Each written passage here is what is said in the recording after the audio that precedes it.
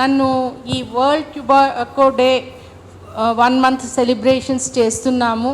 మీరు స్త్రీలకి ఏ విధంగా టొబాకో వల్ల బాధపడుతున్నారు, వాళ్ళకి ఎలాంటి సలహాలు ఇవ్వాలి అనే దాని గురించి మాట్లాడమని నాగేశ్వరరావు గారు కోరినప్పుడు అంగీకరించాను.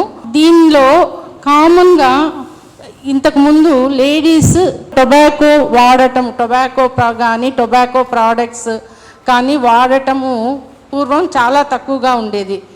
కొన్ని ప్రాంతాల్లో మాత్రమే ఉండేది.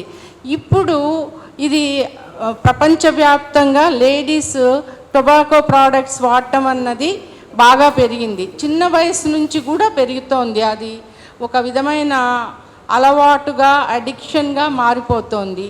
దీనివలన వాళ్ళకి లేట్ స్టేజెస్లో క్యాన్సర్స్ రావడమే కాకుండా రిప్రొడక్టివ్ ఏజ్లో అంటే యాక్టివ్ లైఫ్ 15 to 45 years 15 సంవత్సరాల నుంచి 45 సంవత్సరాలు ఉన్నప్పుడు వాళ్ళు గర్భిణీ కానీ ఆ గర్భిణీలో వచ్చే ప్రాబ్లమ్స్ కానీ వాళ్ళకి పుట్టే పిల్లలు కానీ ఈ టొబాకో వల్ల ఎఫెక్ట్ అవుతూ ఉంటారు, దానివల్ల సఫర్ అవుతారు.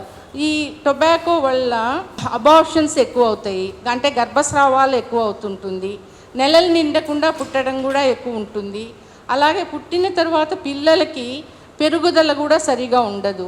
ఈ పిల్లలకి పెరుగుదల సరిగా ఉండకపోవటం వలన సడన్గా గర్భసంచిలోనే బేబీ చనిపోవటము, ఆ తర్వాత పుట్టిన తర్వాత కూడా న్యూనేటల్ పీరియడ్ అంటే మొదటి నెలలో శిశు మరణాలు కూడా ఎక్కువగా ఉంటాయి ఈ టొబాకో దానివలన.